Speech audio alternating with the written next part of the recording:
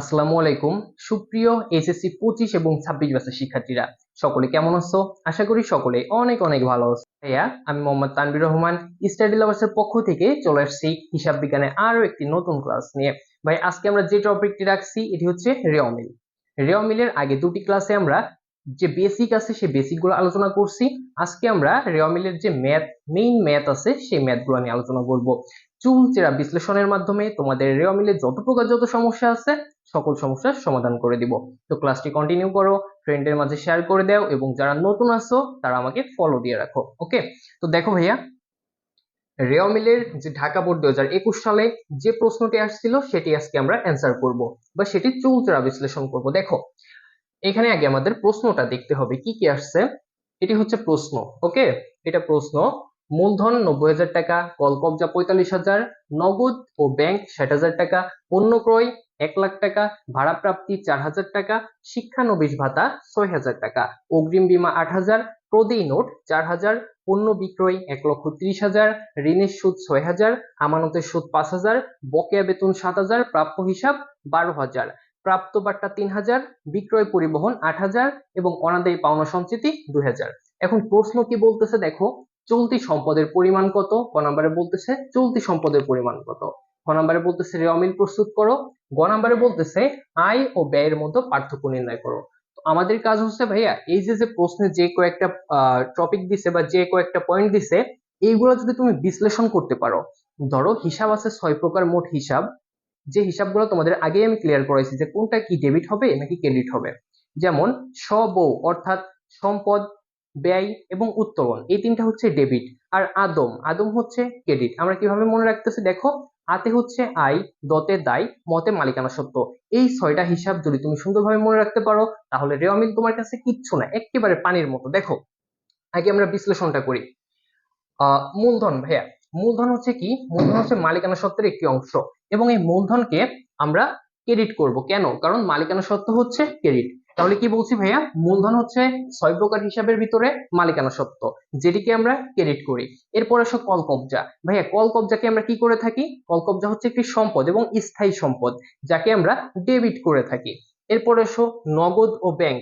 এই দেখো ভাইয়া, নগদ এবং ব্যাংক এটি হচ্ছে আমাদের চলতি সম্পদ। ক নম্বরে আমাদের চাইছে চলতি সম্পদের পরিমাণ নির্ণয় করো। তাহলে নগদ এবং ব্যাংক হচ্ছে একটি চলতি সম্পদ, আর সম্পদ আমরা অলওয়েজ ডেবিট করি, তাহলে নগদ ও ব্যাংক ডেবিট।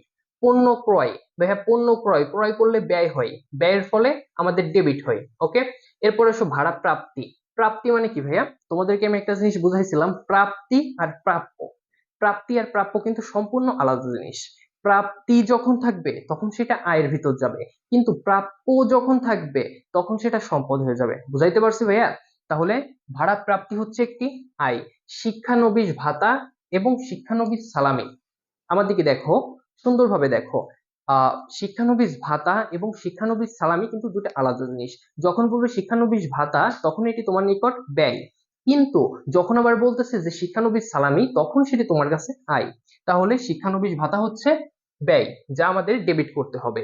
অগ্রিম বীমা, তোমাকে বলছিলাম ভাইয়া যে অগ্রিম খরচ যেটি তোমার নিকট চলতি সম্পদ, তাহলে আমরা চলতি চলতি সম্পদ অলরেডি দুইটা পেয়ে গেছি। এরপরে আছে প্রদেয় নোট। প্রদেয় নোট হচ্ছে ভাইয়া একটি চলতি দায়। ওকে, যার কারণে আমরা এটিকে ক্রেডিট করে থাকি। এরপরে আছে পণ্য বিক্রয়, যেটি আয়, আর আয় আমাদের অলওয়েজ কি হয়? ক্রেডিট হয়। এরপরে ঋণের সুদ। ভাইয়া, ঋণের সুদটা কিন্তু খুবই গুরুত্বপূর্ণ, আমি এখানে স্টার চিহ্ন দিয়ে দিলাম। তোমরা এখানে ভুল করতে পারো, ঋণ দেখে তোমরা এটিকে কিন্তু ক্রেডিট করে দিতে পারো, কিন্তু কখনো এটি করবে না। কারণ ঋণের সুদ, তুমি ঋণ নিছো, তাহার বিপরীতে তুমি সুদ প্রদান করতেছো, যেটি তোমার নিকট একটি ব্যয়। ওকে ভাইয়া, তাহলে কি বলছি? ঋণের সুদ হচ্ছে তোমার নিকট একটি ব্যয়, আর ব্যয় অলওয়েজ কি হয়? ডেবিট হয়। এরপর আসো আমানতের সুদ, এটি সহজ আছে, এটি হচ্ছে একটি আয়। আয় অলওয়েজ কি হবে? ক্রেডিট হবে। এবার আসো বকেয়া বেতন। ভাইয়া, বকেয়া বেতন, আবার দেখো বকেয়া বেতন মানে কি? বকেয়া খরচ। বকেয়া খরচ হচ্ছে একটি দায়, অর্থাৎ চলতি চলতি দায়, আর আমরা দায়কে কি করে থাকি? ক্রেডিট করে থাকি। এরপরে এসো কি বলতেছে, আহ দায়ী, আমানতের সুদ, বকেয়া বেতন, প্রাপ্য হিসাব। এই যে আরেকটা আছে দেখো, প্রাপ্য হিসাব। ভাইয়া, প্রাপ্য হিসাব হচ্ছে একটি চলতি সম্পদ। তাহলে আমাদের চলতি সম্পদ হচ্ছে কয়টা পাইছি দেখো, নগদ পাইছি, অগ্রিম বীমা পাইছি, প্রাপ্য হিসাব পাইছি। দেখি আর আছে কিনা। প্রাপ্ত বাট্টা। ভাই প্রাপ্ত, তোমাকে বলছি কিন্তু যে প্রাপ্ত যখন থাকবে তখন হচ্ছে সেটি আয়, কিন্তু প্রাপ্য যখন থাকবে তখন সেটি সম্পদ। তাহলে প্রাপ্ত বাট্টা হচ্ছে আয়, আয়কে আমরা ক্রেডিট করে দিব। এরপর আছে বিক্রয় পরিবহন। বিক্রয় পরিবহন, বিক্রয় পরিবহন হচ্ছে আমাদের নিকট একটি ব্যয়। অনাদায়ী পাওনা সঞ্চিতি, এই যে একটা গুরুত্বপূর্ণ জিনিস দেখো, অনাদায়ী পাওনা সঞ্চিতি, তোমরা কিন্তু এটা পারবা না যে সাধারণভাবে এটা বিশ্লেষণ করতে পারবা না। অনাদায়ী পাওনা সঞ্চিতি, দেখো এটি হচ্ছে ব্যয়ের বিপরীত। কি বলছি বুঝতে পারছো? এটি কিন্তু বিপরীত ব্যয়। অনাদায়ী পাওনা সঞ্চিতি একটি বিপরীত ব্যয়, যা ব্যয়ের উল্টা। দুটা ভাবে এটি করতে পারো, যে এটি ক্রেডিট হবে নাকি ডেবিট হবে। আমি বিশ্লেষণটা করে দিই। অনাদায়ী পাওনা সঞ্চিতি যেটি হচ্ছে ব্যয়ের বিপরীত, তাহলে ব্যয় যদি হয় ডেবিট, ব্যয়ের বিপরীত হচ্ছে ক্রেডিট, তাহলে অনাদায়ী পাওনা সঞ্চিতি ক্রেডিট হবে। এটি এইভাবে মনে রাখতে পারো। আবার আরেকটা জিনিস মনে রাখতে পারো, যত প্রকার সঞ্চিতি আছে সকল সঞ্চিতি হচ্ছে ক্রেডিট। শুধুমাত্র পাওনাদার বাট্টা সঞ্চিতি এবং প্রদেয় বাট্টা সঞ্চিতি, এই দুটা বাদে যত প্রকার সঞ্চিতি আছে সকল সঞ্চিতি ক্রেডিট। ওকে, তাহলে আমরা এই পুরাটা বিশ্লেষণ করে ফেলছি যে কোনটা ডেবিট হবে, কোনটা ক্রেডিট হবে এবং কেন হবে। তাহলে চলতি সম্পদের পরিমাণ নির্ণয় করো। দেখি আমাদের চলতি সম্পদ কি কি আছে, আমরা টিক দিয়ে ফেলছি অলরেডি। নগদ এবং ব্যাংক হচ্ছে একটি চলতি সম্পদ, অগ্রিম বীমা একটি চলতি সম্পদ, প্রাপ্য হিসাব একটি চলতি সম্পদ। তাহলে দেখো এখানে আছে 60,000 আছে নগদ এবং ব্যাংক, অগ্রিম বীমা আছে 8,000, প্রাপ্য হিসাব আছে 12,000, তাহলে কত হচ্ছে 80,000 টাকা। আমাদের ক নাম্বার অ্যান্সার শেষ। ভাইয়া খুব কি কঠিন লাগে? রেওয়া মিলের মতো সহজ আর কিচ্ছু পাবা না। এখানে যদি তুমি মার্ক নিশ্চিত করতে না পারো ভাইয়া, তাহলে কিন্তু এ প্লাস মিস হয়ে যাবে। আমি কি বুঝাইতে পারছি ভাইয়া? সব থেকে সহজ বলতে পারো অ্যাকাউন্টিং এর ভিতরে সব থেকে সহজ টপিক রেওয়া মিল। তুমি যদি রেওয়া মিল না করো তাহলে আর তুমি কিছুই পারবা না। দেখো ক নাম্বার তাহলে আমরা ক্লিয়ার। খ নাম্বারে কি বলতেছে, রেওয়া মিল প্রস্তুত করো। রেওয়া মিলের ঘর কয়টি ভাইয়া? রেওয়া মিলের ঘর হচ্ছে 5টি, অর্থাৎ রেওয়া মিলের ছকে ঘর কয়টি? 5টি। কি কি? তারিখ, হিসাবের নাম, খতিয়ান পৃষ্ঠা, ডেবিট টাকা, ক্রেডিট টাকা। ওকে, আমি জায়গা স্বল্পতার কারণে এরকম শর্ট করে লিখছি। দেখো আমরা খ নাম্বারটা আগে দেখি, রেওয়া মিল প্রস্তুত করো। আমরা যে বিশ্লেষণ করছি বিশ্লেষণ থেকে আমরা পারবো। দেখো মূলধন হচ্ছে কি ভাইয়া? মূলধন হচ্ছে মালিকানা সত্ত্ব এবং মালিকানা সত্ত্ব একটি ক্রেডিট হিসাব, তাহলে 90,000 আমরা ক্রেডিট দিকে দিয়ে দিব, 90,000 টাকা। এরপরে আসো কর কবজা, যেটি স্থায়ী সম্পদ, যাকে আমরা ডেবিট দিকে দিব, 45,000।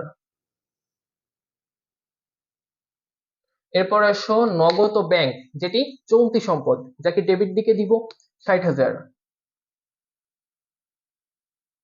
এরপর আসো হচ্ছে পণ্য ক্রয়, পণ্য ক্রয়কে আমরা কি দিব?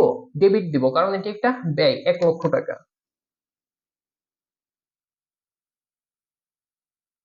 এরপরে ভাড়া প্রাপ্তি, এই যে তোমার প্রাপ্তি আছে, প্রাপ্তি দেখলেই ভাইয়া কোনো কথা নাই, প্রাপ্তি দেখলেই সেটি আয় এবং সেটি ক্রেডিট দিকে দিবা, 4,000 টাকা।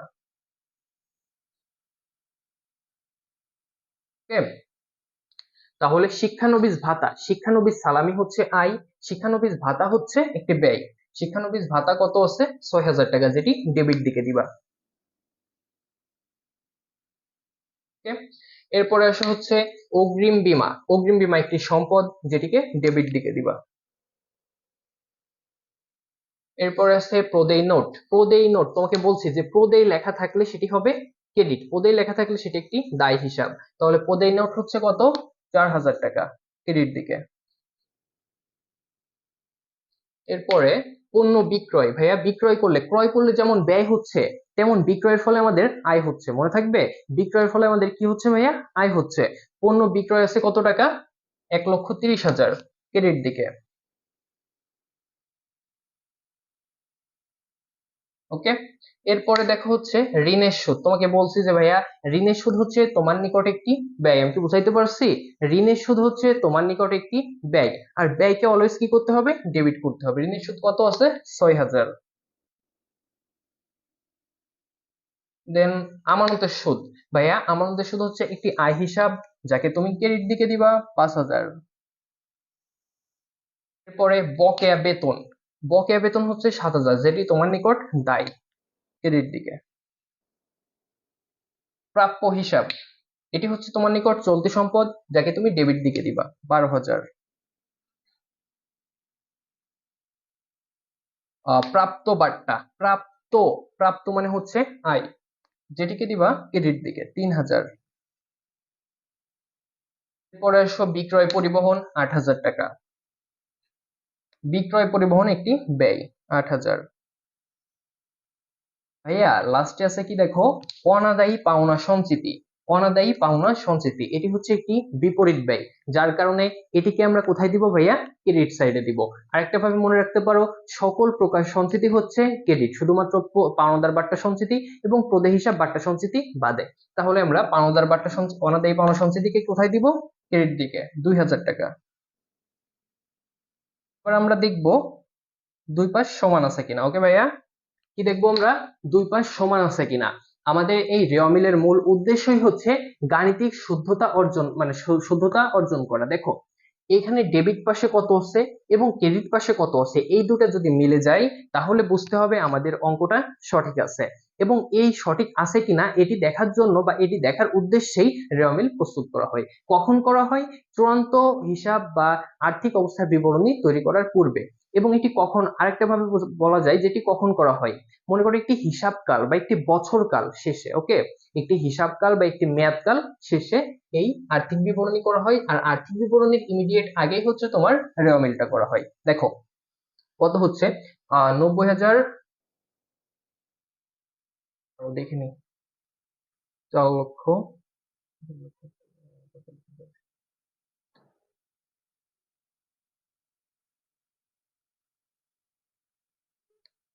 90,000, 4,000, 4,000, 1,30,000, 5,000, 3,000। আচ্ছা দেখো তো, 2 লাখ, 2,45,000 হয় কিনা ভাইয়া? দেখো 2,45,000 হয়েছে কিনা এই পাশে। আর এই পাশটা দেখো 1,60,60, 12। হ্যাঁ ভাইয়া, দেখো মিলে গেছে, 2,45,000 টাকা হচ্ছে অ্যান্সার।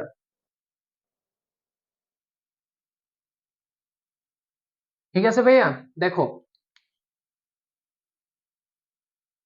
2,45,000 টাকা, তাহলে আমাদের কি হয়েছে, ডেবিট সাইডেও আমাদের 2,50,000, 45,000 টাকা হয়েছে, ক্রেডিট সাইডেও আমাদের 2,45,000 টাকা হয়েছে। তাহলে আমরা কি বুঝতে পারলাম, যে আমাদের রেওয়ামিলটা পুরোপুরি ঠিক আছে এবং পারফেক্ট, কোনো প্রকার কোনো সমস্যা নাই। ওকে, তাহলে আমাদের মূল বিষয় হচ্ছে কি, আমাদের কোথায় ফোকাস দিতে হবে, কোনটি ডেবিট এবং কোনটি ক্রেডিট এটি তো আমাদেরকে বুঝতেই হবে।